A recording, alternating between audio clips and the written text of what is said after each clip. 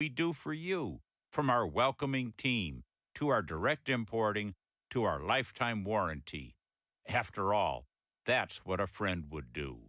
Now you have a friend in the jewelry business. Shane Company and ShaneCo.com. What's up, y'all? Join me Sunday, August 15th for the Taste of Donaldson Hermitage at Opry Mills, 7 to 9 p.m. Celebrity judges, T-Rack, Nash, 40 food vendors, kids fun zone, beer and wine tastings. Tickets will go fast. Get yours now. DonaldsonHermitageChamber.com. Benito's line cook just threw in his kitchen towel. This order needs to go out right now. He needs to find help before his customers are left waiting. So sorry. We'll be right with you. Who's got table 6? Indeed can help him hire great people fast. I need Indeed. Indeed you do. With Indeed Instant Match, we immediately show you quality candidates whose resumes on Indeed meet your sponsored job description. Visit Indeed.com/credit and get $75 towards your first sponsored job. Terms and conditions apply. Nobody protects you from mayhem like Allstate. I'm a really big tree near your garage. Now, I'm a really big tree on your garage and car. And if you don't have the right insurance, the cost to fix this could leave you wishing money grew on trees. So bundle your home and auto with Allstate to save up to 25% and be better protected from mayhem, like me. Based on coverage and limits selected. Savings vary, subject to terms, conditions, and availability. Auto prices vary based on how you buy. Allstate Bar and Casualty Insurance Company and affiliates, Northbrook, Illinois. 1045 The Zone's 2021 High School Football Media Day, sponsored by Party Foul, is Thursday, August 12th, live from Party Foul in Cool Springs from 7 to 9 p.m. Tune in or stop by as 1045 The Zone's Will Bowling and Lucas Panzica preview the upcoming high school football season in Middle Tennessee with local coaches, players, and special guests. To get more information on this event, visit 1045thezone.com. From the WinBet studio, win with WinBet. WGFX Gallatin, Nashville. Get the very latest out of Titans training camp here on your home for Titans football. Trending now at 1045 The Zone. It is 1:02. Good afternoon. I'm Lucas Panzica. Day 2 of Titans training camp is in the books from St. Thomas Sports Park. Rashaan Evans joined the Buck Rising show earlier today and asked about the identity of this Titans defense reeling from a tough 2020. Evans had a very pointed response. Oh, man, to be honest with you, I feel like our defense is all about toughness, man. I mean, that's the biggest thing that we feed off of is our toughness. Regardless if we got the best players, regardless if we got the smartest players, regardless if we got the most athletic players, we don't care. It's always going to be about effort and finish. It's always going to be about, technique and fundamentals, things that Braves talk about. It's always going to be about those things. But I feel like the number one thing for me is toughness, man. They'll be back on the practice field tomorrow at St. Thomas Sports Park. The Big 12 sent a cease and desist letter to ESPN alleging the network is encouraging other conferences to pick apart the Big 12 so Oklahoma and Texas can move to the SEC and avoid paying a buyout. Big 12 Commissioner Bob Bowlesby said, quote, "I have absolute certainty that they have been involved in manipulating other conferences to go after our members." Bowlesby later specified the conference he is talking about is the American Athletic. ESPN has maintained the claims have no merit. For all your foundation repair and waterproofing needs, visit USSTN.com. Breaking news at once and your home for the Titans and Vols. This is 1045 The Zone. The 3HL coming up today at 3. Now it's time for Blaine and Mickey on 1045 The Zone. Thursday, Blaine and Mickey. Lucas, hey, can you hit the breaking news sounder? We got breaking news here. You got that handy. Yeah, let's hit it. Breaking sports news on 1045 The Zone. All right. Blaine Bishop has been saying that the kicking situation is a problem, and guess what?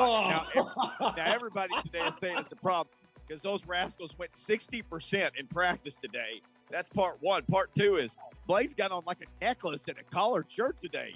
Like he's been doing something important. I'm wearing my Thursday T-shirt today. Oh, so man. we got to break. Well, thanks for noticing and not noticing all those other days I wore a collar shirt. But reason I have to say this, I have to admit, reason why I was so nervous about kicking, I understand how valuable they are. And I'm sure they do too, but I also don't know anything about freaking kicking. I don't know anything about kicking. So it's just like, I just think, you leave those dudes over there and you do your thing. I think they should have a kicking coach. I would have a kicking coach. I'm a head coach. I got a kicking coach, and you just make sure those rascals make every kick. We all know that will happen. But hey, man, I want a specialist as the kicking coach, not only mentally, but also physically, and make adjustments and all of those things. As talk about the wind blowing. Those guys all actually are like golfers with their leg is the dang on freaking club. So hey man, I wasn't a great golfer, and I heckin' sure wasn't nowhere near could kick. I don't even know if I could kick it through the field goal from 20 yards with nobody rushing and just somebody holding it and kick it. I don't even know if I can make that. So that's the fear of it all. And then I don't know if the current guys can do that though. But and then the third layer is, man, they could look great in practice, but until we see them kicking in the game in a critical moment, will we actually know they can do the job? And when there's no pressure, and I know there's pressure with people rushing, but I'm talking about with the game on the line. Some guys relish that moment. They love it. The Jordan Biles, girl did really well when she subs for, Simone, Giles. I mean, and she relished it. You could tell there was no pressure in her. She felt like, oh, this is my opportunity. Yeah. And so some guys can handle that. So it's the pressure cooker of all pressure cookers. So all you kids that's growing up that wanted to be a kicker, go be the punter. Talk to Brett Kern. Be the punter, man. The punters, I'm not going to say that's easier, but as far as the opportunity to mess up is solely, only thing you could do is shank it. And then guess what you say? Well, that was a bad snap. I had to jump over here and get it. It messed up my rhythm and my kicking. If nothing else happens, you say, I just had one bad one. Yeah. Right. You move on. It costs you a little bit of field position. But you can make it up. Somebody can get a pick, calls, fumble. You never know what would happen. That kicking, it wins and lose games. Trust, I was around some great kickers. Ooh, man, I was thankful for them. Mm-hmm. If it's $1 billion league, why couldn't every team have a guy like James Wilhoit, the great Tennessee kicker who now coaches a bunch of kickers? Yeah, a specialist. Why would you not just say, hey, man, here's $100K. And you can still do all your camps and everything, but when we practice, you got to be here. Like practice game day, you can still do your camps when we're not. But here's a retainer fee. Excellent idea. At college too, especially these big Power 5 programs. How could they not do that? Yeah, I gotta have me a kicking specialist, not the special teams coach. Kicking specialist. You only talk to the kickers. Yep, that's it. And you give me a gauge on who should be doing what, and that's it. That's all I want to know. You can go get you some McDonald's during practice if you want to. But when we kicking, I need you here, and when they practicing. So yeah, I did that. That kicking is the mental part is just, oh my gosh, man, no way. I can get beat for a touchdown and be like, oh, I dare you throw it up again. You miss a game-winning field goal. They be like, hey man, you're up there and eating dinner with your family, thinking about, man, I don't know if I'm gonna have a job tomorrow. Yeah.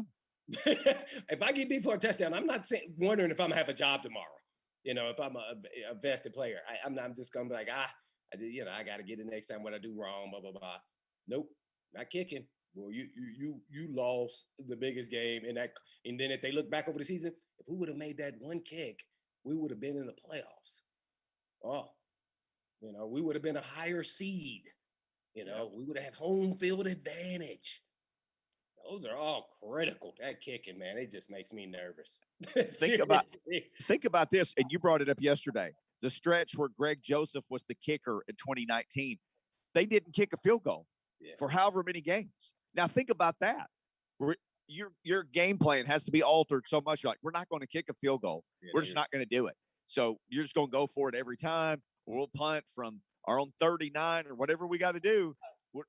Think about that, being an offensive coordinator. Then the coach, Vrabel, started making one of the decisions he shouldn't have made. And I'm sure he'll never admit that, but everybody was watching. If he believed in his kicker, he would have kicked the field goal. I forgot what game it was. It was a home game, though. And it might have been a 51-yarder or a 40-something, but he had missed one the time before. And you go, we can't. I think he missed two. So you're like, no, we're not going back to the well. Guess what? If I'm the coach, this is why I can't talk to kickers. Hey, It's either you or me. So you get your butt out there and kick it again. Then be like, well, we lost because of the kicking game. They won't be saying as a head coach, we lost because I made a bad decision, went forward on 4th down when you should have kicked field goal. No, no, nope, not yeah. Well, we gotta get that kicker up out of here. So Mike Vrabel said after practice today, they made 60%. So here's the thing. Yeah, my eyes, that's good, but that's not good for a kick. No, that's good for you and me with nobody around kicking from, the goal line. Shoot, yeah, I did great. They made 60%. So this is year 3 of this that we're starting. Because in 2019, I went back and looked. They only attempted 18 field goals. So 1 a game, basically. They made 8. They made 44.4%. They had 3 guys who attempted field goals. They had Greg Joseph, who was number 4, who never kicked a field goal. They had Ryan Santoso, who was number 5, who never did anything but kick off. Yeah. And couldn't even kick it in the end zone sometimes. He looked like he was wearing pajamas. He was a huge guy who was kicking. It never made sense. He was really, really big guy.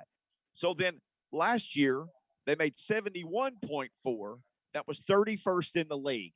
And here we are again. And remember, I brought this up yesterday on the show, and I said, we got to talk about this because here we are again. They completely remodeled the defense like your aunt and uncle did, who retired and remodeled their whole house. And then on offense, you have Julio Jones, you have Derrick Henry, you have A.J. Brown, you have Ryan Tannehill, you have the starting offensive line that you got all that. And then the kickers out there kicking 60%. It is worth saying 3 of 5. They were 3 of 5, so it was 2 misses. It wasn't like 6 of 10 or whatever, 20% of 20. No, they each missed 2. They each missed. Oh, they were each 3 of 5. Yeah, they each is 3 of 5. But I'm glad you brought all that up. That timeline of all the things that they have on offense and what they did to the defense. That's why it makes me nervous, and this is an egregious move by them. To believe in some young kickers, and they could have a lot of promise, and they could do great.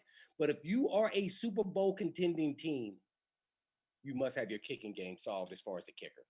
I'm sorry, you got the Kern, and don't make Kern kick off because you can mess up his whole leg swing and everything. No way. Else. So no, don't do that. But get the field goal kicking, man.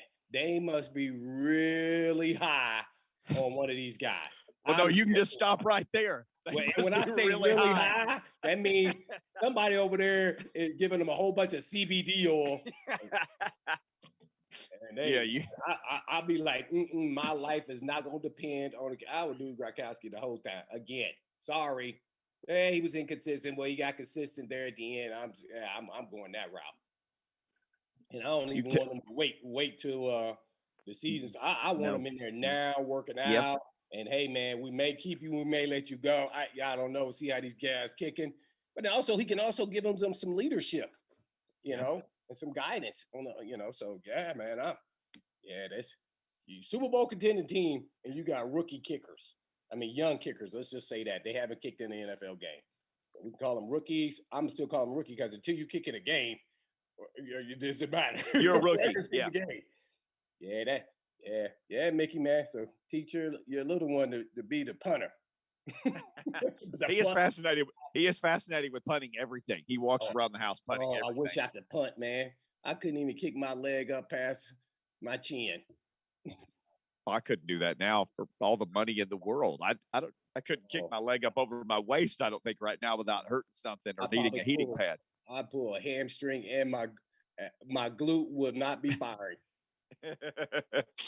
I did the Tighten Up podcast with our buddy Austin Huff and Jack Gentry. Yeah, I saw that, man. Yeah. And this situation came up, and here's what I said. And Austin Huff actually called Buck's show and said, this is what Mickey Ryan said on the podcast. Maybe they're just trying to live through week 1 somehow, and then they sign a veteran and his salary's not guaranteed. I think I maybe said that on the show. Yeah, I did. Mm-hmm. But I still wouldn't be rolling the dice. That's how important. I wouldn't either. Hey, man. Because I think they believe that one of these guys can actually get the job done. They believe in them that much. To me, that's what it tells me, leaving up, all the way up to the regular season. And if it doesn't work, guess what? They got something in their back pocket. Yeah, That makes sense. But I wouldn't be doing it. That's why I'm not an athletic director or head coach, because I would probably make some boneheaded decisions like that. And I'd be like, go get the best kicker that's out there in free agency, signed to the league minimum, and bring him in here to compete with these youngsters. And give him every incentive that you can give him. If we win this many games, if we win the Super Bowl, if you make this percentage of your kicks, if you make all your extra points, we'll load you down with incentives. You kick your way. Yeah, just kick your way to another couple $1 million if you want to. Yeah, well, I'll see those rookie kickers next year after we win the Super Bowl. Yeah. Look at what the Bucs did. They'd had kicking issues. They go get a healthy Ryan Suckup. What does that rascal do? Takes them all the way to the Super Bowl. Ryan Suckup. Yeah, he said his quad was firing. Well, it started firing. Fired all the way to the damn Super Bowl. Man. Got him a huge ring. He posted it on Instagram. Looked good. Got him a huge contract too. He got a 3-year deal. Sure did. Little sucker. All you had to do was wait for him to get well, and everything would be fine. Just wait for Ryan. It's about immediate. I need you now. You ready to go? Yeah, I think I can kick, but I don't know. My quad is still kind of weak. Nope, get out there. We only got it's a 6 week. We got Baker eligible. Come on. Boom. Nope, it don't work well. Oop, dang. Panic. Go down to 3 kickers. I need to see how many kickers. Well, that was 5 in 2019. And then Gostkowski and Sloman, the legend. That's 7 kickers in 2 years. That's 7 in 2 years. Not to mention McCann, who was on the practice squad last year, 8, and now Hawbill, 9. That's 9 kickers since 2019. 9 kickers. Oh, man, we got to stop talking about this because I'm getting heart palpitations right now. This is why, Coach, I think I probably have a freaking heart attack on the sideline. I'm seriously, man. I could not. I'd be like, I'm not going to look. I'm not going to look. I hope he makes it. That's why I would leave it up to the kicking specialist. Hey, man, call James Wilhoit. This is not that hard. What do you want? Come down here and coach the kickers. Just coach the kickers. We'll handle everything else. What's it going to cost you? Man, I'll be on the phone with a whole bunch of kicking specialists. All these kicking academies all over the place. Hey, man, it'd be well worth it. So for no more than what you would spend, the return would be exponential. Just like this show every day. You only got to spend 2 hours with us, and the return is exponential. And on the other side of this, your exponential return will continue with our buddy Jordan Dajani, who covers the NFL for CBS. There's so many, oh my gosh, there's so many sports stories going on in the NFL, and he covers all of them. We'll talk about it all next on Blaine and Mickey. Buck breaks down Ryan Tannehill. Anybody can box score Ryan Tannehill and say Ryan Tannehill of Miami is not the Ryan Tannehill of Tennessee. But you do have to take the time to see what impact people around him have had on what it is that he's asked to do, is execute at an extremely efficient level. The Buck Rising Show, tomorrow morning starting at 10 on 104.5 The Zone.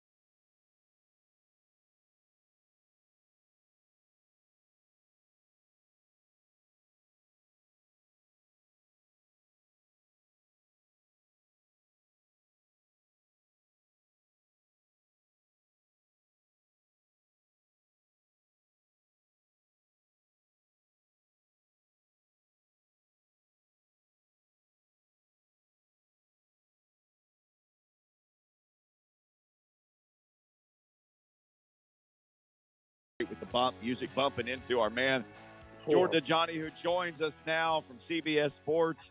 Jordan, if only there were NFL topics to talk about. What a boring time, right, to be covering the NFL. Yeah, I was curious why you guys wanted me to come on the show. There's nothing going on in the NFL right now, so I thought we were discussing our favorite foods, favorite colors. I'm not sure why I'm here. Well, a lot of Green Bay Packers' favorite color is green, or maybe that gold color of their helmet. But just what an unbelievable spectacle that this is unfolding in Green Bay right now with Aaron Rodgers, who's just stood up there yesterday and said everything he's ever wanted to say right there in front of the team logo. That was amazing to watch. It was amazing, and you said it. It was a spectacle. I mean, I was shocked by the brutal honesty in the press conference. I was fully expecting Aaron Rodgers to step up to the podium and say, drama. There was drama going on. I don't know what you guys are talking about. I'm here to play football. No, but I mean, it's interesting because I remember going on the show with you guys, and I told you that I was pretty convinced that Aaron Rodgers would be returning to the Packers because when we boiled this saga down to its finest point, it was kind of, does Aaron Rodgers want to continue to play football or not? Because the Packers were not going to trade him. He could retire, but he still has that fire within him, as he said yesterday. He still wants to go chase a Super Bowl, chase another MVP, find success on the field with his teammates, so he returned. Now, the whole saga, it was not more about asking for a change of scenery to me. It was almost strong-arming the organization into finally listening to him, right? He kept saying he doesn't want to be a quote-unquote lame duck quarterback. He's not a young buck anymore, but he's still elite. He means business, and the insight he can offer is different compared to those in the front office who aren't as good as tossing the pigskin around the field as he is. So he wants more say in free agency and the whole recruiting that goes on in the NFL. He wants a ton of insight, or he wants to be able to explain his side when it comes to retaining players, which he spoke at length about yesterday. So that's what it really came down to. He wants more say in the organization. He wants them to kind of shape up, and now he's back under center for the Green Bay Packers. It's sort of like the Draft Day movie where he at the end is yelling, and give me David, expletive, Putney. Like by the end of the day, Randall Tex Cobb was on an airplane back to Green Bay. Today they signed the Undertaker, Dennis Kelly, to get some help on the offensive line. Like, this is paying immediate dividends for him. If I was him at this point, I would ask for a snow cone machine and, all sorts of a dirt bike. Why not just ask for everything now? Absolutely, man. And, I even tweeted yesterday when the news came out about Dennis Kelly, I said Aaron Rodgers' first edition as the new GM is a very big one. And the whole thing behind this that I want to get to as well is that, everyone seems to assume that Aaron Rodgers is probably on his way out next year, right? The contract negotiations and the concessions that they put in place have it look that way, that he's going to finish up this year or be the last dance, and then he can have some major say into getting traded to a new spot. I'm not sold there yet. I think if that the Packers really come together and they start using Aaron Rodgers the way he wants to be used, he could be under center for the Packers in 2022. There you go. Jordan Dajani just bringing the knowledge and the heat on Blaine and Mickey right here on a Thursday. Yeah, Jordan, I'm glad you brought that up because that's the one thing I wanted to know is, do we know the details of what he actually got changed in his contract? Does he have control besides, you said he can, I guess, decide where he wants to go, maybe? I don't know. What's the details? Yeah, that's a great question. And not everything has necessarily come out yet. We know for sure, according to ESPN's Adam Schefter, that the 2023 year in Rodgers' contract, which was the last one in his current deal, would be voided and that he cannot be tagged in the future. Additionally, I don't know if they put this into paper or what, but the Packers have agreed to review Aaron Rodgers' situation at the end of the 2021 season. Now, what that means, let me translate, is that Rodgers, if he wants to be traded, he is going to be traded. That's how I view that statement. They also opened up some cap room with the renegotiated contract. I assume that would probably go towards a Devontae Adams extension. And then the other thing was that mechanisms will be put in place to address Rodgers' issues with the team. I think that's kind of a branch or of just a normal statement or a coded statement saying that Rodgers is going to have more say in the franchise, which again is what I think he wanted all along. Wow, great for him.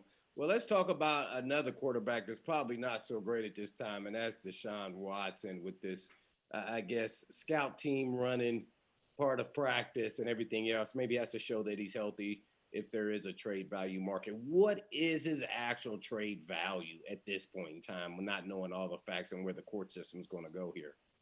The only one that can answer that question are interested teams, because let's say, for example, the Philadelphia Eagles and the Denver Broncos are two teams interested in Deshaun Watson. Well, if they're kind of competing for his services, obviously with the standing legal issues, we don't know what's going to come to fruition with that. One could be tempted to make a trade soon. And, they've been waiting all offseason for the Texans to be open to those those trade talks.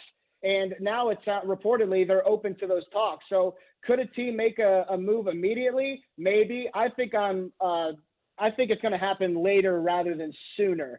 I think that they're going to wait for the NFL to hand down a punishment with this. There's a possibility that he could go to court, and that could be drawn out even further. It's not. I don't think everyone can expect at this point that everything's going to be settled and we're going to be okay. I mean, these are some serious legal issues that he's facing. So yeah, it's definitely a big development that he reported to Texans training camp. The biggest part why he did so was that he wouldn't be fined. I think I read something in the NFLPA, the CBA, has a thing where he has to report regardless of what's going on off-field issues, or he could be subject to fines. So he reported. I was shocked that he even took part in some individual drills. That was kind of surprising to me. But, yeah, we still have a ways to go when it comes to this Deshaun Watson drama and where he will end up playing football in 2021. Yeah, I'm interested. I'm going to make you the sheriff, and that is the commissioner of the National Football League, and kind of give me your viewpoint of what you think he's thinking and Roger Goodell, of why no suspension or exempt list or anything of that nature. I know it's in the civil court, but, 22, 23 people, eventually it may get to the criminal court. I think, 10 people filed a criminal complaint. That is a very tough question. And my guesswork would be that it would look bad if he handed down a punishment similar to what we saw with Ben Roethlisberger several years ago. For one, because Deshaun Watson's allegations are more serious.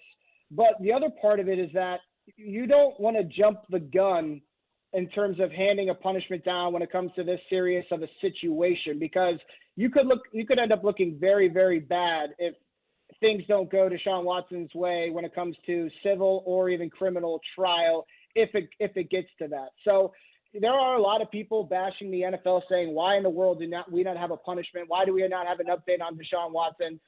This is absolutely ridiculous. Well, at the same time, I think that they say that they're still, completing their investigation, and I believe that. I think that there's a lot of stuff to go over, and it's kind of hard to complete your investigation when the criminal and civil and the investigations that the lawyers are completing themselves has not completed yet as well. So it's a tricky situation, not only for Deshaun Watson and obviously those who are affected by his alleged misdeeds off the field, but also for the NFL and, those who employ Deshaun Watson to try to hand down a ruling at this point in time. So it's a lot of wait and see at this point.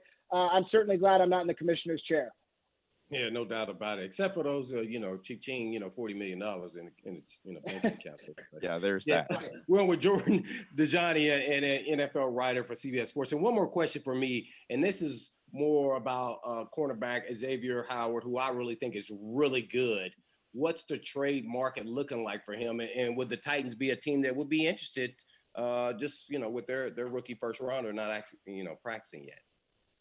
Yeah, so according to reports, this trade market has really shaped up over the past few days. I think it was a few nights ago when Xavier Howard made his trade request public via Instagram. The market has really shaped up for him. So the Dolphins, it looks more and more likely to me that the Dolphins will probably be trading him away.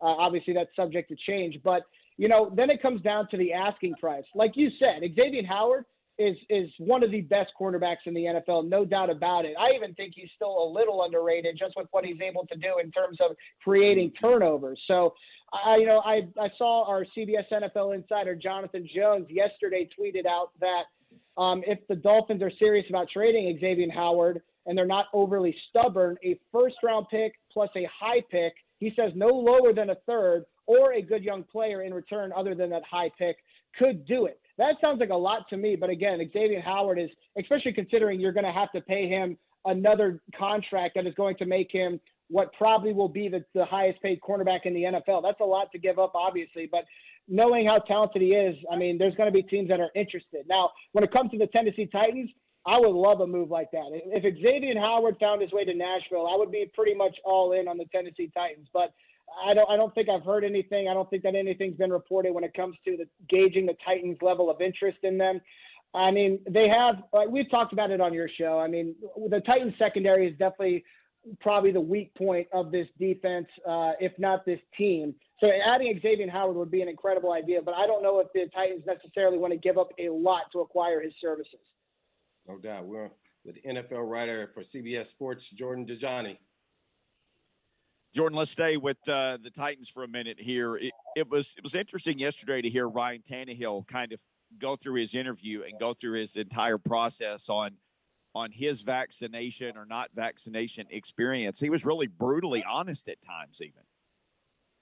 Yeah, so I actually listened to that press conference when it was happening, and he said something in the beginning that was like, you know, the NFL is being very strict. It's clear what they want to be done when it comes to these vaccination protocols. And then, of course, as we saw towards the end of the press conference, he said that he wouldn't have gotten the vaccination if it wasn't for these strict NFL protocols.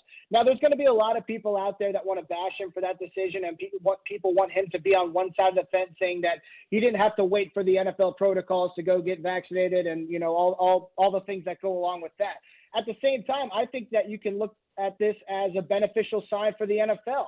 The protocols are working. Ryan Tannehill just explained to the local media that the protocols are working, that he went and got the vaccination because his employer wanted him to, and that he'd be subject to extra tests and different kind of tough protocols that he would have to undertake to complete a safe 2021 season. That's a good thing. And, you know, just to branch out even more, the vaccination percentages or rates they're going up in the NFL all across the league. So, you know, if you're the NFL and you want everybody in a perfect world to be vaccinated, we're certainly getting there. It will never be like that, obviously. But again, I think that you can take Ryan Tannehill's comments as a good thing, right? Well, yeah, I mean, if Titans fans want to see games get played and not forfeits and that type of thing, then obviously them leaning towards what they say 90% right now vaccination rate or working on that number, maybe it will keep that from happening. And then on the flip side, you have Cole Beasley of the Bills, and he was brutally honest, too, about his stance on why he hasn't been vaccinated. Yeah, that's tough, man. I mean, he's obviously made him kind of the poster boy for those who are I don't know what term I want to use, but I guess against the vaccination. He made a statement yesterday, and, you know, if I was him, I would probably just want to stand down, unless this is obviously something he truly believes in. But the other part about this is that he says he's speaking for players who behind closed doors have supported him, and they have, you know, brought up questions they have about the vaccines themselves. And I know that the NFL and all 32 clubs have tried to bring in, you know, people to educate their players on the vaccine and what exactly it does and what exactly it is. So it's a really tough spot to be in for Cole Beasley.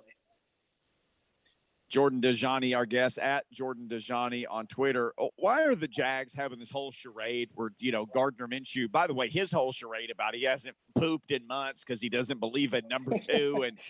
And then yesterday they got him taking the first team reps, and I saw Mark Long, the AP writer in Jacksonville, had tweeted today that it was Trevor Lawrence. What are we doing? Everybody knows what's going on. Why not get Trevor Lawrence every snap that you can? Man, I wish I had that number 2 line in my back pocket when I was like negotiating to sign on with CBS. That would have been absolutely perfect. But I mean, I think the biggest thing behind it is that the Jaguars don't want to apply the amount of pressure to Trevor Lawrence this early on that comes with being the number 1 overall pick. And I think that you can even point to some moves that were made this offseason that kind of took pressure away from Trevor Lawrence. I mean, we always talk about competition, right? And you're going to have competition at every position, even if you have a presumed starter. So the Jaguars are going that route. But, I mean, I remember when they signed Tim Tebow, I was talking to a buddy of mine, Ken Carman, at CBS Sports or CBS Sports Radio, and he said that he thinks they brought in Tim Tebow to take some attention away from Trevor Lawrence as he continues to get acclimated to professional life and you know, obviously taking over as a quarterback of a franchise that has not been very good at football for the past few years, right? Instead of Trevor Lawrence in the locker room being asked about, what's it like moving to Jacksonville? What are you reading in the offense? You might have reporters asking what kind of shampoo does Tim Tebow use in the shower. So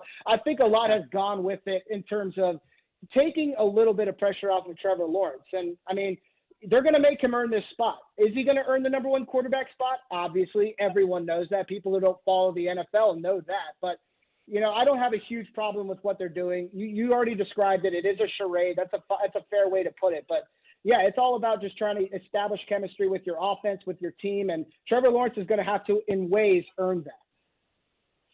Hey, on the way out, it looks like I saw you tweeted about this, among others. Looks like a real nice start for Trey Smith in Kansas City. Yes. I'm excited about this kid. I mean, so I graduated from the University of Tennessee, so obviously I have some familiarity with who he is as a prospect. I remember I wrote an article for CBS on the last day of the draft, the biggest day 3 surprises in the draft. And one of mine was the fall of Trey Smith. I mean, this is a player who's an all SEC kind of player. He dealt with those medicals, those blood clots in the lungs, but they were able to find a treatment for it. He was able to rebound for it. And when he returned to the field, he was an absolute monster. And from whatever we've heard, he's been fine from it. It seems like he's moved on from those issues. So there was no reason for him to fall all the way to the 6th round. And when you see the Kansas City Chiefs, the best team in the AFC, pick him, you just shrug your shoulders and go, oh, dang it. Because they picked up a steal in the draft there. Pretty incredible and pretty noticeable that he started training camp with the ones. He's going to have to earn that spot, no doubt about it. But I brought up CBS NFL insider Jonathan Jones earlier in this interview. He tweeted that he's been hearing that Trey Smith from the Chiefs guys, he seems like he's the real deal. So we all knew this was going to be a big steal in the 2021 NFL draft. And sure enough, he's starting off with the ones in training camp. No doubt. Well, you're always starting off with our ones. No number 2s around here. Yeah. At Jordan Dajani on Twitter, CBS Sports. Thank you, man. We'll catch up again soon for sure now that we got NFL footballs being kicked and thrown around practice fields again. Absolutely. You guys are the best, all right? Yes, sir. Thank you, Jordan. You are the best too, buddy. Speaking of kicking, so we're going to try to solve this Titans kicking issue. You can tweet us at Blaine and Mickey. We're getting suggestions from people already. People already tagging James Wilhoit, telling him they need him to come and coach these kickers. JP has got a little competition idea that he tweeted us. Or you got thoughts on this or anything else, join us on the Mark Spain Real Estate Hotline, 615-737-1045. It's Blaine and Mickey on 1045 The Zone. It's been the home of the Titans for a long time and many more years to come. Sack! Jeffrey Simmons is there. Hear every play on 1045 The Zone.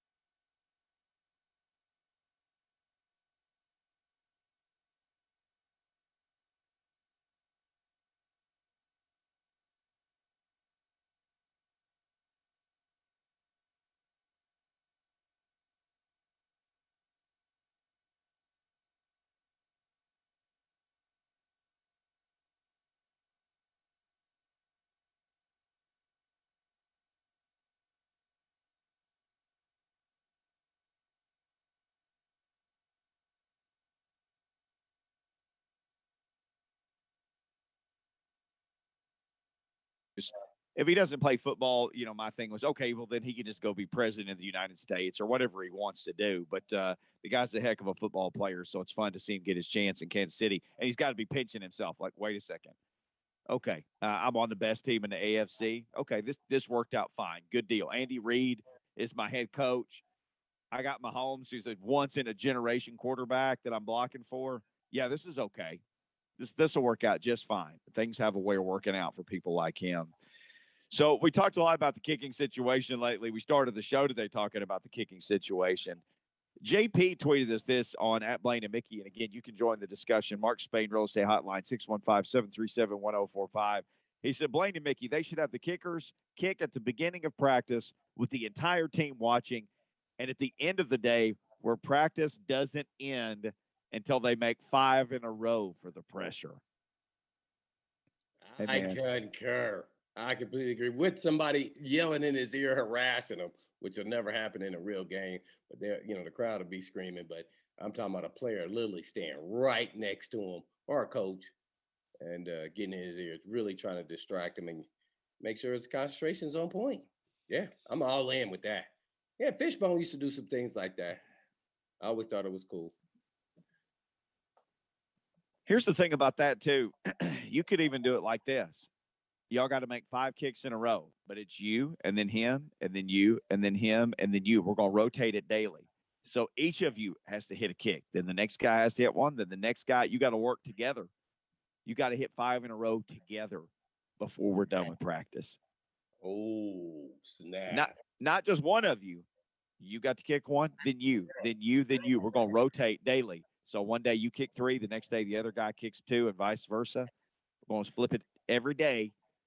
Can't leave until some of you boys make 5 straight field goals. And, to their credit, though, it was, only the second practice. But that at least you got a barometer. You can't go below that. Now let's, get 4 for 5, then eventually 5 for 5. I'm sure Lucas will be all in. Lucas is, he's all comfortable with these young kickers. He's like, we'll go on that Super Bowl run with some young kickers. They'll do fine. I don't know about that, but if you want to do that exercise, I feel like you should save it for the end of training camp, just to not just obliterate their confidence a week into practice. Oh, well, how about this? Now that you've said that, Lucas, I do want to obliterate their confidence. Oh, here we go. AD Blaine, Coach Blaine. And I get your analogy because that makes a lot more sense to do it at the end of training camp, which it does. But I want to see what I got now. And then let's see if you can build on that to the end. Because obviously I'm going to keep you in camp, even if you get obliterated. But I'm going to want to see if this is the most pressure I can put on you. So now I want to see where are you now? Because I'm all big on, it's not about what happened. How do you respond to what happened? Mm-hmm. How do you respond as a pro athlete if something goes wrong and it doesn't work? If you had a bad day, I want to see if you can recover the next day. I want you to throw it out your brain and keep it moving. Come here the next day, just like it was the day before, and confidence in everything that you do. So, yeah, I mean, sooner than later. You don't have to be this week. But, yeah, I want to see it early in camp. But then I'm going to come back to it at the end, to Lucas's point, and see where they're at. Yeah. Here's the flip side of that too, Blaine. If one of these guys is the kicker in game 1 against the Cardinals, dudes goes out, misses a 32-yard field goal. Well, he's going to have to kick another one before the game's over with, and maybe another one. I want to see how he bounces. Like you were saying the next day, I need to see how the guy makes the next kick. Yeah, right. So when I'm talking about, that will show what you're doing that drill to me. That give you a little insight. Yeah, I like it. Thanks, Lucas, for helping me think of that. I appreciate it. Yeah, that's good. No doubt. Because you can't simulate a game, but you can simulate pressure to a certain extent. And then you get to see how a guy is. If he's down and out, or is he like, dang it? Well, wait till tomorrow. Wait till tomorrow. I'm going to hammer every last one of them through. That's why I couldn't kick, because then I get too emotional. That thing go all over the place. That ball. you know how to have some pressure. Have like old Vrabes back there in the backfield standing close by. Maybe John Robinson standing across the line of scrimmage, where the official would be. Just kind of standing there staring at him. Hey, man, we're going to be right out here with you while you try to kick these 5 field goals in a row, fellas. We're going to do this every day. So if you miss one, then we start all over again. You miss the next one, we're just going to keep going. 5 in a row until we can get I out of don't know this if they heat. got enough time, man. But a lot of players would be all in on that, so they could just stand there. But they be at the beach getting a tan, though. Oh, no doubt. It's going to be hot out there. Oh, oh my gosh. JP again on Twitter tweeted us that. Anytime you got something like that, hit us. Because we love to read the best tweets, interact with you guys there anytime. But yeah, JP Simpson on Twitter. Have the kickers kick at the beginning of practice with the entire team watching. And then at the end of the day where practice doesn't end until they make 5 in a row for the pressure. Right, Love right. it. I'm gonna pull a high school trick. And then if you don't make them and we tired of watching y'all. Oh no. Everybody runs except y'all. Yeah. Uh-huh. That's old school. Old school right there. Everybody runs but you guys. And you guys just watch them and cheerlead. Ooh, I'd be hot as fish grease, boy. Ooh, I'd be hot, man. Like, oh crap. Run around all 3 fields. Everybody but the kicker. Oh. Even the mythical field 3. Blaine's going in deep on this. You feel so bad. You feel about as small as an ant. I mean, a baby ant, too. Well, the kicker we're just refer to them as Blucker. That was my name for them. It's a combination of Blake and of Tucker. That's their first names. They'll be Blucker until they aren't. So we're going to have to we're going to have to work Blucker through this preseason. Nice. Mike Vrabel even talked about Blucker today and how Blucker did the Titans kicking situation. We will hear from the head coach next. It's Blaine and Mickey, 1045 The Zone. J. Martin Ramon. Just say it how you wanna. Talk about a lot of things that are happening down on Rocky Top. Yeah, I said down. I know it's over on Rocky Top. Screw it. Say it how you want to. I don't care. We do not care. J. Martin Ramon. Jason Martin and Ramon Foster. Tomorrow morning starting at 6 on 1045 The Zone.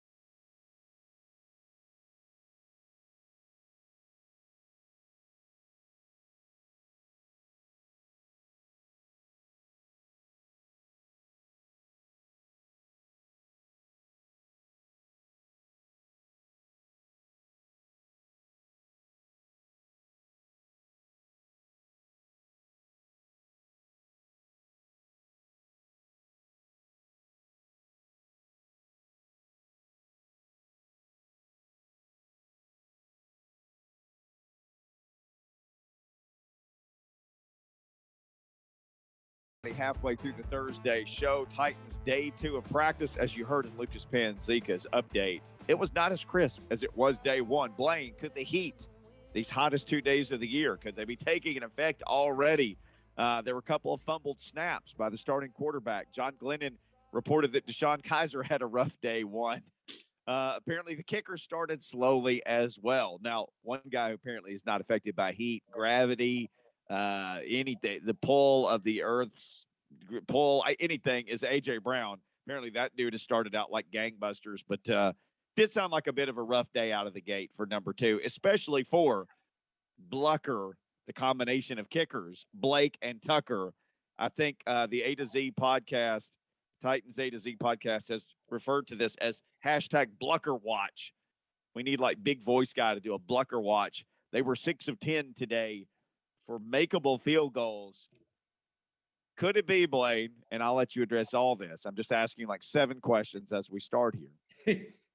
That not only is the kicker not on the roster yet, could it be that the backup quarterback of this team is maybe not on the roster yet too?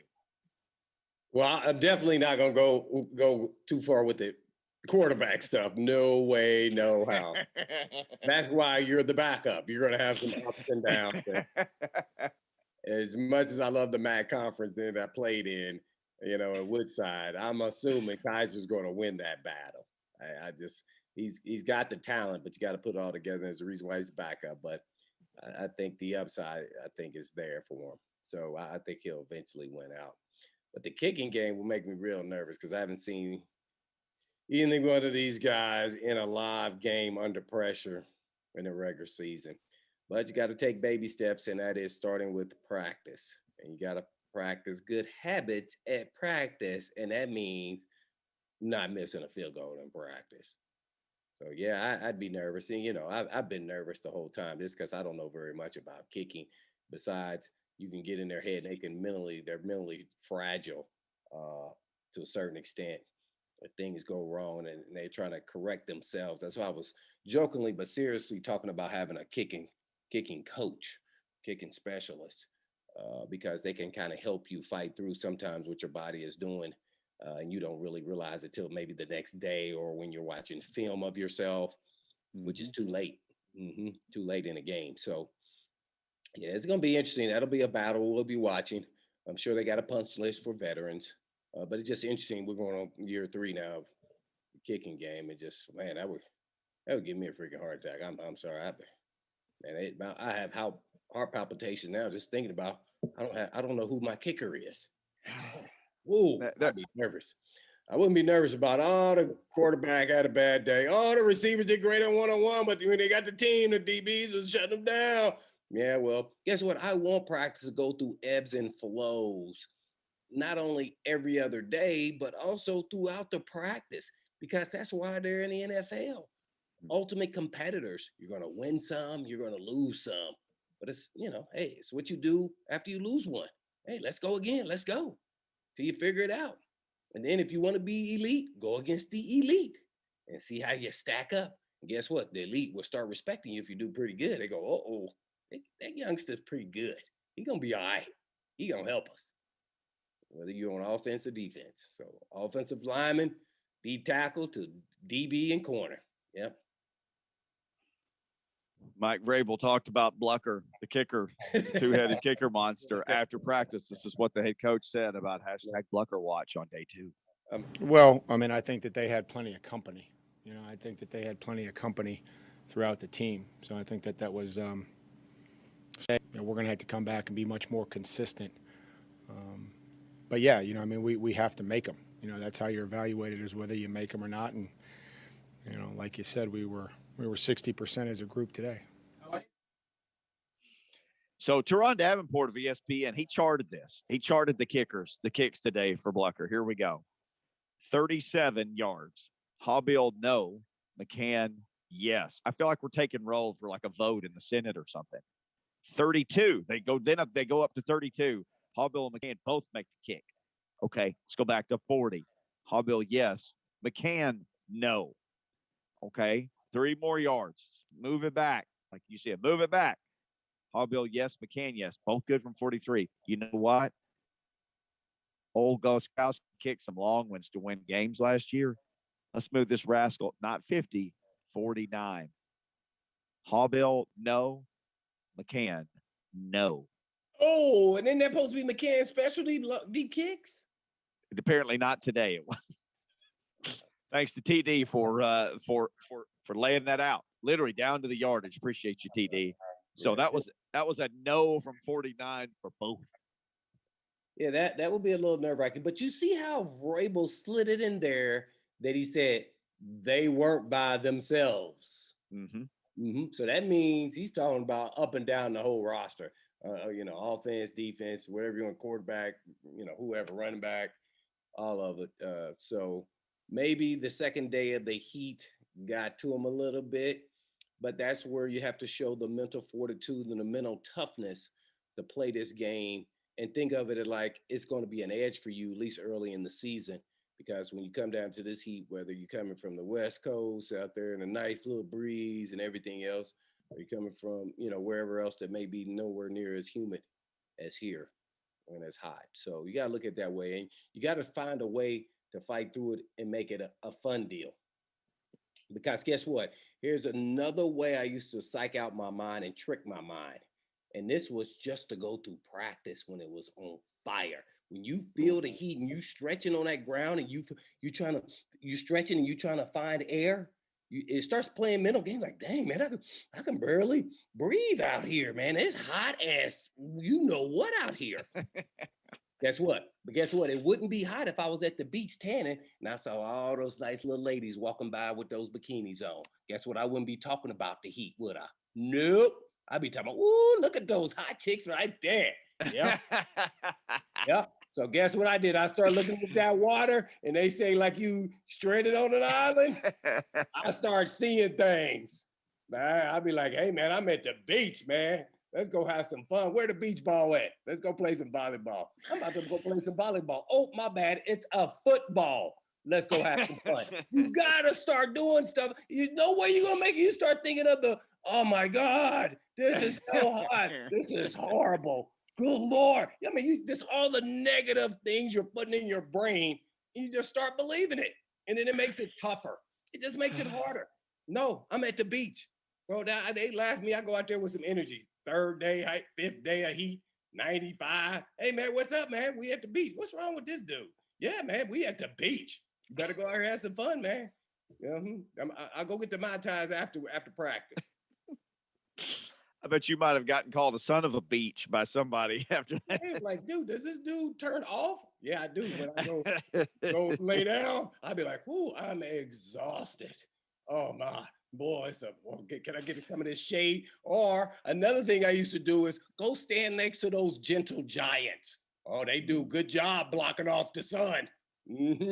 Yeah, stand right by. Like, yeah, man, what are you doing, man? Oh, nothing, man. I'm just giving me some water to get on the knee right here. Man, I'm getting some shade tree, big shade tree. Yep, Taylor Wine, what's going on, buddy? Hey, man, you got some new tats on your knee, man. I see that, man. That's pretty cool. What'd you get? How did you decide what you wanted? Downtime. Guess what? Sun tan time, shade time. Yeah, man, you got to find all of them. I could ramble off all kind of crap I used to do. People are like, man, what are you doing, man? Get away from me. And for people who don't know, you guys had sometimes not one, two padded practices a day. You had to survive through. It was a different world back then. Two padded practices a day. Yeah, Vrabel was part of that. He know what that's about. He knows. Yeah, I was so happy. Practices started easing up when we got to Nashville. I was like, oh, whoa. When they was talking about, yeah, you go 2 practices in a row, and the third practice is just special teams. I'm going, I'm not on special teams. I'm a back. I don't know. I started saying, knowing daggone well I was a backup on special team. I'm like, dang, I wanted to stay in my bed and relax. I'm like, nope, backups got to come too. So I just go out there and just lather up with the suntanning oil because I'm not doing a rep and just stand out there and get a tan. And I'm like, man, this is taking away energy. Come on, bro. But then I just be mad, just run down real fast, make it tough. If I'm going to be out here, I'm going hard. You got me out here, I'm going full blast. He's so mad, dude. Like, what are you doing? Hey, dude, I gotta stay loose over here. I got some jets. I'm pissed off right now. I'm out here. They know they're never gonna put me out here on kickoff. They are never gonna put me on kickoff. Nope, not happening. Safety valve. Nope, I'm running down fast. Blaine, what are you doing? Why are you supposed to be the safety valve? No, man, I was running down, I'm making that tackle. So guess what? I was forcing him to take me off of it. Yeah, man. Did it work? You stay in the hotel, Blaine, man. You messing up my drill. Yeah, that's right. Should be out here, man. Tales from training camp with the hitman. 8-year veteran out here. I been running out of backup with kickoff, man.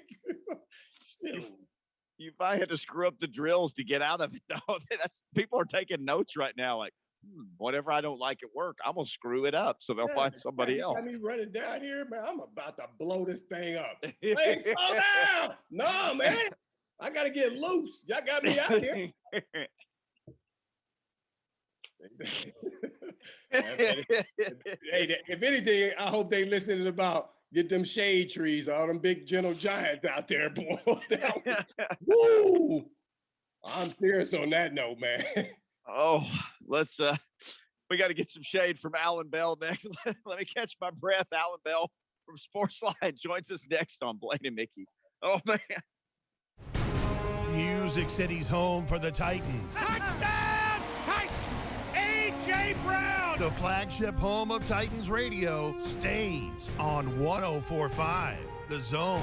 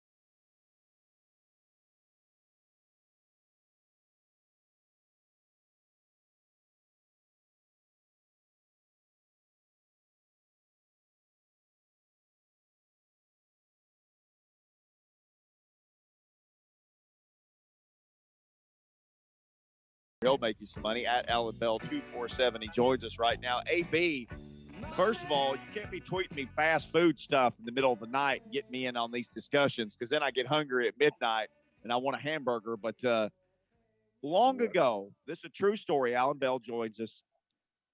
I didn't know Allan, but I remember us talking about him in a radio station one day. I said, I don't know who this dude is. He has the best Twitter of anybody I've ever seen. He's right on point with sports, with pop culture. He challenges people if he doesn't like what they're doing. Allan Bell's Twitter is straight fire. And since we've had that discussion, Allan, you're just like the most popular man in the world. So thanks for, slumming it with us a little bit here now that you've just blown up out there. Well, I'll tell you what. Hey, checks in the mail, so I appreciate those compliments there. No, man, you're like me. Like, we could talk about food, we could talk about sports, we could talk about all of it together. And I love that you had the right answer talking about late night food. Yeah, once Whataburger gets here, and I know that you've been the biggest advocate of theirs in Tennessee, buddy, I can't wait, man. I'm fired up for that. Hey, your man Blaine makes fun of my Whataburger obsession, but hey, Allan, you do this interview right now. Ask former Houston Oiler Blaine Bishop what food got him through his early training camp. Ask him, go ahead and ask him what he ate every day. Oh, yeah, Blaine, what is that? What food got you through, brother? Yeah. I lived, on my own there my rookie year. During the season, I training camp. And that was one of my weekly dinner stops for dinner, being a single guy at the ripe young age of 23 or so. See, Blaine knows. So Yeah, Whataburger was one of my stops. Yes, it was. There we It's go. the first I've ever heard of it, so it was more about the newness. They don't have them in the Midwest. But once I got on there, I got hooked. That was part of my rotation weekly. I love it. He's a high-powered athlete. I'm not going to go that far there, AB. I ain't going to say I love it. There's a reason why they say water burger. There's no water. Little water, too much water in there. But Blaine makes me laugh, man. You're too funny. AB, this is multiple times all pro. So that you listen to that, kids. You want to be all pro safety, you eat Whataburger. Eat what the pros eat. You go to Whataburger. Yeah. I can see Just the like commercial Uncle right Blaine now. Bishop. That's how you do it. Allan Bell from SportsLine, our guest. All right. So last weekend, your good friends at Vegas, who you're in cahoots with, you know what's going on out there. The guys in Vegas, they're like taking the Packers off, saying, "Hey, man, Aaron Rodgers is going to retire." Well, then not only he doesn't retire, he comes back. He gives the most epic speech in history, and then they're signing the Undertaker. They're trading for Randall Cobb again. Like, he's running things now. What a turn of events! And I would imagine what a change of Vegas odds all up and down the board with the Green Bay Packers. Big time. So you're right. Last week, literally, if you could picture in your mind what a room of computers looks like, and if there's just every computer on fire, the trash cans on fire, that's what they looked like last weekend. And then we get the news, obviously, that Aaron Rodgers is coming back. They take them all off the board again, do their updates, and it legitimately took 10 seconds from that coming out that the Packers went from being number 2 favored in the NFC North to easily back to number 1 as the favorite to win that division. So, yeah, that's the power that Aaron Rodgers makes. And you're right. They go get Randall Cobb. They bring in, Dennis Kelly as well for the offensive line. Clearly made some moves. And, everybody feels good about the Packers once again.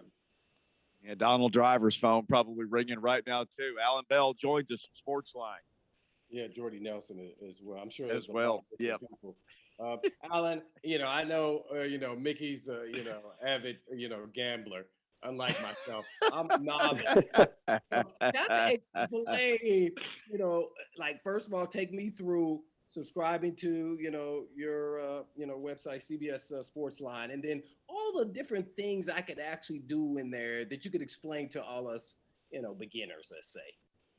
Yeah, absolutely. So, that's what we want to tailor to, is the people who are making their first bet, people who are making their 1 millionth bet, right? We have all of that information. We want to break it down. So one of the things that we're talking about, going off of, say, Super Bowl odds, right? So if you are somebody who wants to place a bet on a team to win the Super Bowl, well, right now is the best time to do it, because you're going to have such good odds, because we're so far out, that you can use numbers against the Vegas books. And let me explain. So if you want to take Yep. If you want to take, let's say, the Packers, the Titans, and the Rams, all right, to win the Super Bowl. Well, what you do is if you've got the Packers at plus 600, the Titans at plus 800, and the Rams at plus 1,000, and I'm just putting those numbers there.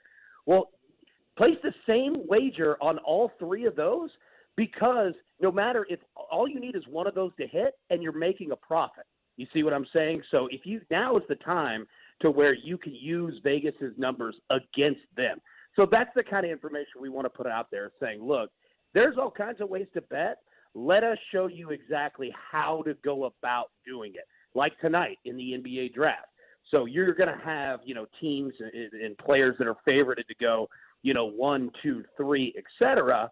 So they're going to have super high odds, like, Cade Cunningham to go number 1 overall, like minus 3,000. You don't put your money on that. Even though it's going to go, we're going to show you where the value is and say, all right, take Luka Garza over under, number 55 and a half to be drafted. It's going to go well under that number, and you could get much better odds on it. So if that kind of makes sense, like that's what we want to do. We want to take everybody inside of the bet and say, all right, here's where you're going to make your money. Hit it here and then hit it here. And at the end of the day, you're putting profit back in your account instead of losing. Man, well, that really helped out a novice guy like myself. But Mickey, the experienced bettor, that is, what's the craziest bet that you've had, let's just say over the last couple of months? Any crazy bets? Yep, I'll tell you this. So someone input a bet. It wasn't me. I wish that it was. Someone input a bet. Yeah, that the Buccaneers would win the Super Bowl, that the Tampa Bay Lightning would win the Stanley Cup, and the Los Angeles Dodgers would win the World Series. They parlayed that. So if the Dodgers win the World Series, that person is going to turn $5 into $500,000. Think about that. It's insanity. Yeah. This is how you get addicted right there. If he wins that. Yeah. Oh, my God. Odds of these things happening. Getting one of them is good. And this person is parlaying them. It's just pure insanity. So, yeah, you see crazy stuff like that all the time. Well, I'm just acting like, I'm going to start gambling. But what's your most asked question, too, by the way? Questions are good. Questions are always good. Yeah, questions. You can never go wrong. That's what my mom told me. If you don't know, just ask a question. It's okay. Yep. 100% it's okay. Yeah, we've all asked them at one point or another. I'm with you. Totally. So, yeah. So how much gambling has been done at the Olympics? Can you gamble on the Olympics, or is that not true? Yeah, you can. Absolutely. So not as much. So what we're seeing is that the time delay is really throwing things off. When you have, large sports like, say men's basketball, and they're playing at 1:30 in the morning, 4:30 in the morning, it really hurts the wagering. So you're not seeing as much, and it's kind of reflected in the ratings as well. So I'll give you a perfect example. If you look at the state of Tennessee since sports betting opened back in November, all right, here are the percentages of sports that they have wagered on, and this is the entire state. Basketball is number 1 at 38%. Number 2 is what was number 2? 20% on parlays, 18% on NASCAR, MMA, tennis, golf, kind of all put together, 17% on football, and 7% on baseball. Now, note that football number is skewed because it was at the end of the season. When we go through a full season of college football and the NFL, that number is going to go up through the roof. But it goes to show you that, basketball really does deliver, even if people aren't, big NBA fans. It is such a popular sport. So I say it all that to say this. It's hurting the gambling numbers that basketball isn't on and live, in a primetime number. Gotcha. Makes a lot of sense. We're on with Allan Bell with CBS Sports Line. Mickey? I was thinking about this, AB, and it's funny we're talking about the Olympics. Are people crossing over, like I'm going to cross over some equestrian jumper and, some tandem diving team from Bulgaria? I would imagine the parlays are just unlimited at the Olympics because you're literally combining completely different things if you chose to do that. Oh, big time. And you're right.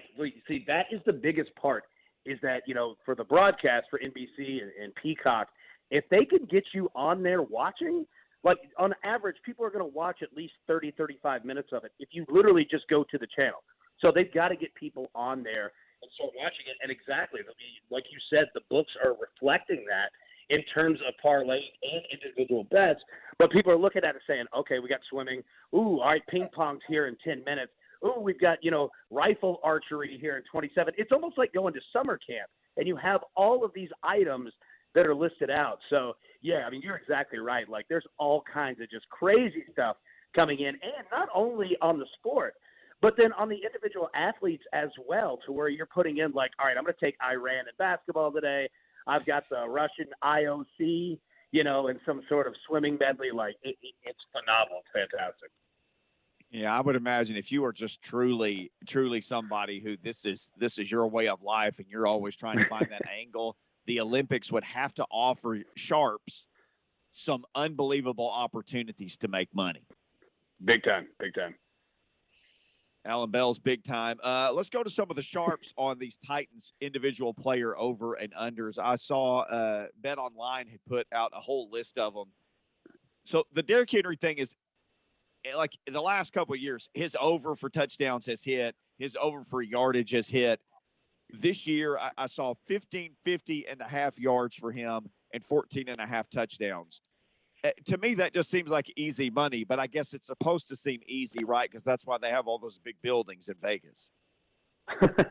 No, you're right. But to me, it does too. Honestly, I thought that number would be much higher just because when someone eclipses, a 2,000-yard marker, that kind of gives you free reign to bump that number up. Especially with adding an additional game to the regular season too. So both of those look extremely attractive on the overs. And that's even with, the Titans offense obviously adding Julio Jones. So, your ball distribution is going to be a little bit different. Plus, what do we see out of Darrington Evans and Brian Hill, at the running back position as well. So all that said, I would feel very comfortable with both of those overs, even if Derrick Henry's numbers, at least his carries, go down a little bit, which I think is good. I'm surprised that they're, quote unquote, that low, for somebody like him. We're talking ball distribution and more with Allan Bell of SportsLine. Well, all I care about is win. So have the Titans moved at all about on their win total? Man. Yeah, you look at 9.5, which I think, again, that's a pretty attractive number. SportsLine, we ran the simulations. We had the Titans about 10.5, 11 wins, and I think that's fair. I think that's exactly where this team probably is. So for them sitting at 9.5, a number that they clearly eclipsed last year, even with all the issues that were in the secondary, in the defensive, front seven everywhere. This is a much better team, and it's not that Vegas is fading them by any means, but it's just a really attractive number to get at. So I like the over on that one. I like the over, on the Falcons. I think they're at like 7. Our guy Arthur Smith down there, I think he's going to be better than people think. But 9.5, that's a really attractive number. I thought that they would put it at 10.5 and really kind of force people's hands. But 9.5, that's nice for the over. Well, where do they have the freaking Colts? Yeah. I think it's 9. It's somewhere around there because if you look at it was 9.5. It's kind of moved depending on what book that you look at. But if you look at the division odds, for the AFC South, it's pretty much neck and neck. It's like Colts, Titans, both at plus 105, plus 110, tied. So they've got the Colts about right at the same spot. But the interesting thing is that we kind of know who the Titans are. Barring anything, catastrophic, we pretty much know where the Titans are going to be. The Colts are the biggest, they're the biggest question mark in the NFL right now because if Carson Wentz isn't any good, buddy, they are going to be trouble in a hurry. So, that part's fascinating. But, to answer your question, it's about right there. As long as our offense is good to go, and you talked about Henry already, what about Tandy Time and A.J. Brown and J Squared? Yeah, Julio. Vegas is all over him. Those three guys right there, obviously with, Derrick Henry included, that's the biggest thing is Vegas looks at, okay, how is this team going to go about, they're going to score points, but who's going to do it? If you look at it from that perspective, or even like a fantasy perspective, where is this ball distribution going to be? And you'll hear people talk about, there's only one football to go around. They say in basketball, there's only one basketball to go around. That is true. That part is true. However, you know what a team that – and look, I'm not saying that they're exact comparison, but a team offensively that the Titans can learn a little bit from in terms of how they go about with so many stars is the Kansas City Chiefs. Nobody talks about them having a problem with ball distribution. Instead of scoring 35 points, you score 45 points, right? You just keep jamming it down there. So I think we're going to see a lot of that with the Titans. The interesting part will be, in the red zone. I think that's really going to be not necessarily a question mark, but just who's going to get the ball. Because you've got monster options at wide receiver. You've got the Ferkmeister there at tight end. Plus you have the best running back in the league, and you have a quarterback who can run too. So I think those are going to be the biggest questions when the Titans get inside the 8-yard line, the 5-yard line, the 3-yard line. That part is going to be fascinating because that's where your touchdowns are going to come from, and you got a whole lot of guys that can put it in. We're on with Allan Bell with CBS Sports Line. One more, and it's kind of a curveball from what we've been talking about. Tend the pun there, curveball. What's the likelihood of Kumar Rocker being in a Mets uniform this season? Being what? Say it again. Kumar Rocker in the Mets uniform after they were having issues with his elbow/contract. Oh, yeah. So that's a good question, and it's good. I mean, it's going to happen, right? I mean, I don't think that Tim Corbin or Vanderbilt would have been putting the guy out there if he was having serious injury issues. So I think that that Tim Corbin's a guy that you could trust. But yeah, I mean, it's one of those things where he's going to have time to do it too. He'll have his rehab time. He'll be able, to take care of that situation and kind of go through not only the rehab stints, but, his quick trip through the minors, which it'll probably be. So yeah, I would have zero issues whatsoever being concerned about Kumar Rocker. He comes from an athletic background, obviously, with his family. So they know how to go about it, and they're going to do it the right way. So yeah, I'd have no issues there. And I love seeing the Texas Rangers with Jack Leiter down there, which, Mickey, you're right. He looks just like his dad. It's crazy how much they look alike. And Rangers fans are fired up. I mean, that kid is a stud. He's got a rocket launcher for an arm. So, yeah, the two Vandy pitchers, I wouldn't be concerned one bit with them. With Allan Bell with CBS Sports Line. No concerns with AB. How long are people able to bet on this, what season that Texas and Oklahoma will play their first SEC games? No, not yet, but that's going to come up, and I'm sure that offshore books are going to do it first, and then you'll see it come, into the books in the state. And I'll tell you this, how we'll do it is that they'll set it up, like you said, with a date, and the date's probably going to be July 1st, 2022. That's kind of the over-under, so to say, of how they would place it. I got you. All right, one last one. I saw you tweet about this earlier, just the business of sports gambling in Tennessee. You tweeted about a loophole where people are going to say, okay, it's only mobile. Well, guess what? We got that figured out, right? Exactly. So, with, the legalities of sports betting in Tennessee, you can't take physical cash. Like if you're in Las Vegas at a sports book, placing your money at a teller with a person placing your bet. You can only do it through a phone, computer, tablet, et cetera. But there's a loophole here that's been here the entire time. So if it was Blaine and Mickey Sports Bar over, on Demumbrian Street, and, you wanted to have a live, kind of sports betting atmosphere there, well, yeah, you can't take physical bets, but what you can do is put tablets at the tables and let people operate it on their own.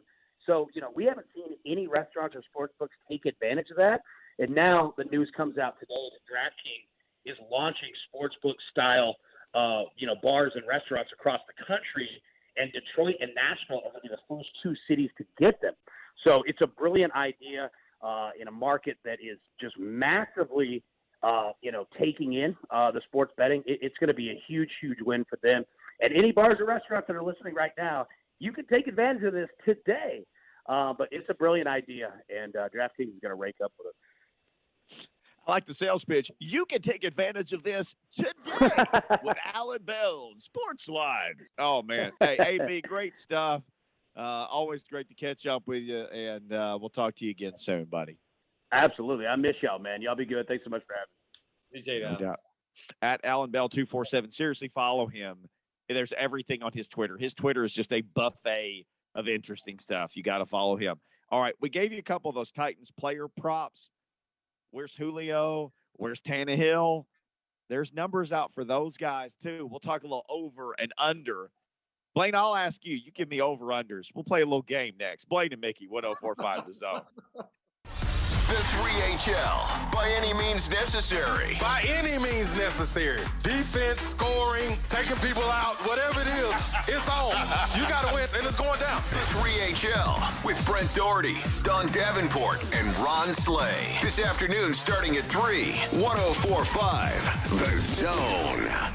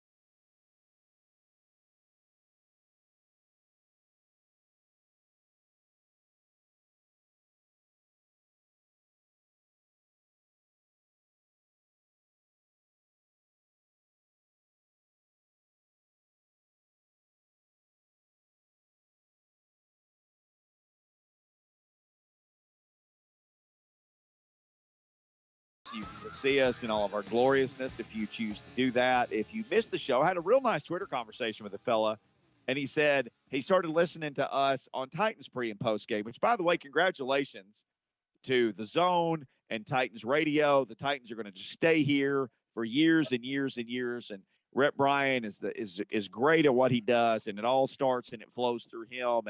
And it came from the great Larry Stone and Brad Willis and so many people who've built this thing, and Mike Keith and Coach Mack. And we're happy to keep the Titans here on this radio station and to be a part of that on your Sunday mornings with Dr. Kevin Dyson. We even get to be part of it. So I know that we love that as well. And congratulations to Rhett and to Titans Radio and to the Titans and everybody at the radio station. Sounds like there's going to be a bunch more stuff coming down the pipeline too. So we're excited to keep this partnership going. That's for sure. Let's get into some of these Titans over-under numbers. Let's do this. So, Blaine, I told you we're going to have a little fun here in the final segment. We got plenty of time to answer these questions. Over-unders from Bet Online for Titans players. There's Ryan Tannehill. There's Derrick Henry. There's Julio Jones. There's A.J. Brown. And there's even one on Bud Dupree. And the Bud Dupree one is going to be tough because we have no idea when he's going to start playing or when he's going to be 100%. I'm going to save that one for last because it's the only defensive over-under for a Titans individual. We will start with this. I feel like we need music for this. It's like a game show, but I'm just going to hear the music in my head. Over-under passing yards, Ryan Tannehill, Blaine Bishop, they have him at 4,150 and a half yards. So 4,150 and a half. And a half. What did he have last year? Oh, I knew you were going to ask me that. 38, 39. Was he 4? 4,000? I don't think he didn't have 4,000, I don't think. Oh. May have to have Lucas Panzica be our fact checker. So it's 41 something and a half? Yeah, last year he threw for 38-19. Yeah, no Titans quarterback has ever eclipsed 4,000. Well, there you go. So but they saying 41 though, right? 41.50 and a half. I'm going under. I probably should go over, but I think I would go under on that as well, although he does have Julio Jones now and A.J. Brown. So that's real tempting. Well, I think Julio can get him another couple of hundred. I may have to go over. TD passes for Ryan Tannehill over-under set at 30. I'm going over. Over on TD passes. I might go over on yards and under on TD passes. Ryan Tannehill, total interceptions, they have him at 10. I'm going over. Over 10 interceptions. How many did he have? You know, I want to ask everything about last year. What was he like, 12? He was low. He had a low number. He only had 7. 7, yeah, okay. He went 33 and 7. 33 touchdowns, 7 interceptions. Okay, keep those stats up. All right, what's okay. Derrick Henry, rushing yards total 1,550 and a half for Derrick Henry. He stays healthy, I'm going over. Because it's one more game. It's one more game. Right, 17 games. And what's the number? I don't think anybody's ever even had 1,500 after going for 2,000. Like the next year, you're just beat. But I think if anybody can do it, it's him. Well, he'll be the first, not only in Oilers Titan history, but in an NFL to do 1,500 yards or more 3 years in a row. Would that be right? Oh, I bet that. Well, we need Robbie Bourne on to tell us. I don't know. If that's right and he does that, then you may need to start like carving out a bust for him in Canton. Because if you're talking about something that nobody's ever done in 101 years of NFL football, his total rushing and receiving TDs, 14 and a half. That seems like stealing to me with the opportunities that he gets. Right here. Derrick Henry needs 1,500 rushing yards and 15 rushing touchdowns to become the first player in NFL history to reach both marks in 3 consecutive seasons. Bam! You read that entire release, didn't you? You read the whole thing. I did. You did. That's amazing. And I wanted to see if I recalled it. I thought I did, but I wasn't sure. When you get hit in the head one too many times, you say, I think I read that. But all right, I'm taking the over on the 50.5 and the 14.5 total touchdowns. That seems like stealing for Derrick Henry. All right, let's run through them quickly because we're running out of time. Julio Jones, total receptions, 82.5. Total yards receiving, 1,125.5.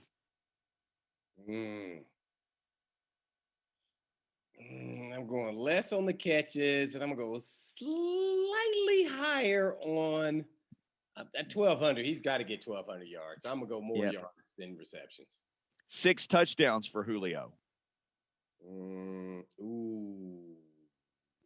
going to go, he's going to get 8. All right. There's 2 totals for A.J. Brown. 1,190.5 yards, so a little bit more than Julio. 9 touchdowns for A.J. Brown. So 1,190.5 yards, 9 touchdowns. Where do you fall on those numbers? I like the 9 touchdowns. I think he's going to do a little bit more in yardage. All right. And we got to wrap it up to get to 3HL because their crew is waiting in the studio to go. Bud Dupree, total sacks over under 8. We have no idea. You picked this one. I picked the last one.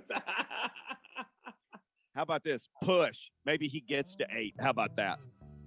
I'm going to go 9. He needs to get 10 for what he's getting paid.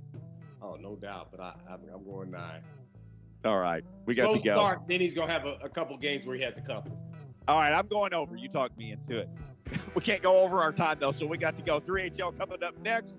I'm sure they have got some big things, including Eddie George. Is that right? Coming up next on 3HL, Eddie George. Eddie, stick around for that.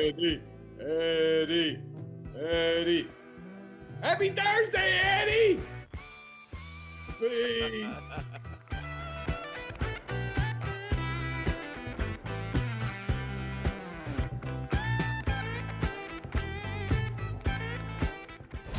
We've been the home of your Titans for a long time. Derrick Henry. Your Titans still play here. Touchdown, Titans. Titans Radio lives